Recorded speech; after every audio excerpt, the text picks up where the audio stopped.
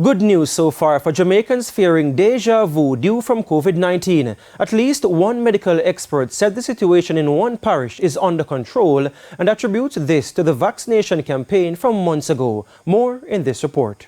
An explosion of COVID-19 cases overseas sparked fresh fear in Jamaica that another crippling wave of the virus was imminent. But so far that has not manifested at some medical facilities. Dr. Sidney Powell is the senior medical officer at the Port Maria Hospital in St. Mary, and he says the number of patients seeking care with complications from the virus remains very low. I think what has happened to us is that a number of things, we're not basically indoors, so we're not crowded, and again the numbers of persons vaccinated both within the facility and patients coming to us. So certainly that has helped with our low numbers now that we're seeing. So it's not a challenge for us at this point in time.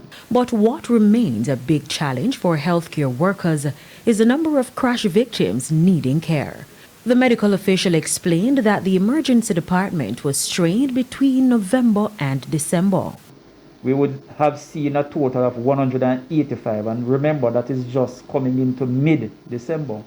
70% of that, right, which would account for 129 cases of motor vehicle accidents, and we separate that now. The bike accidents are 30%, or 56. We are on basically a highway which comes through the town, and we're a hospital located in a capital. So it's not unusual really to see, you know, that sort of number. The challenge for us now is the impact now that will have on us in terms of how we go about delivering care. The incidents of machete and knife attacks are also of worry. So we're looking on penetrating wounds, and we would include gunshot wounds, high velocity injuries, chop wounds, machetes and machetes basically, and stab wounds, whether it be mainly knives. And the majority of those tends to be machete.